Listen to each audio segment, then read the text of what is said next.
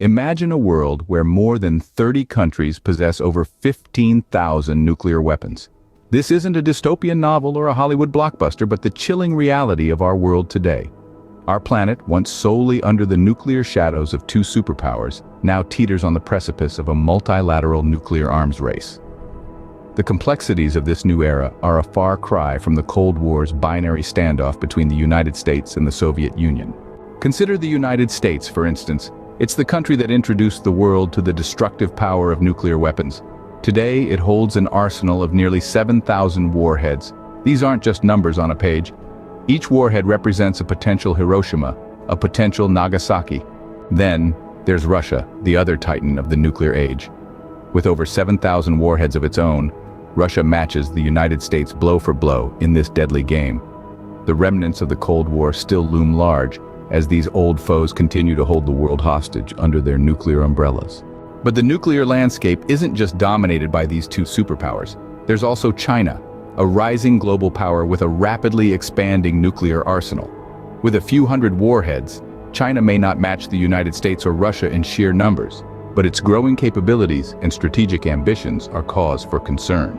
Meanwhile, India and Pakistan, two neighbors with a history of bitter conflict, both possess nuclear weapons. Their arsenals may be smaller, but the potential for a regional nuclear conflict and its global ramifications cannot be underestimated. And then there's North Korea, a wild card in the nuclear game. Despite international sanctions and isolation, it has managed to develop a handful of nuclear weapons, adding an unpredictable element to an already volatile situation. These are just a few examples of the nations that have joined the nuclear club, each with its own strategic interests, regional conflicts, and global ambitions. The spread of nuclear weapons has created a complex web of deterrence, where a misstep by any one player could trigger a chain reaction leading to unthinkable destruction. As we grapple with the realities of a multipolar nuclear world, we must remember that the goal is not to win the arms race, but to end it. Nuclear weapons do not ensure safety, they only guarantee destruction. The only path to real security is through disarmament. Now is the time for action. Now is the time for nations to come together, to reject the path of nuclear escalation and choose the path of peace. It's not just about survival, it's about creating a world where the specter of nuclear war no longer hangs over our heads. The call to action is clear.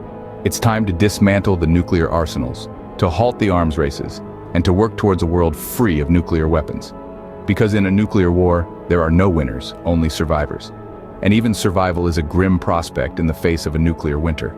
So, the choice is ours. We can continue down the path of nuclear proliferation, or we can choose a different future. A future of peace, of cooperation, and of security for all. A future free of nuclear weapons. Because the only sure way to survive a nuclear war is to prevent it from happening in the first place.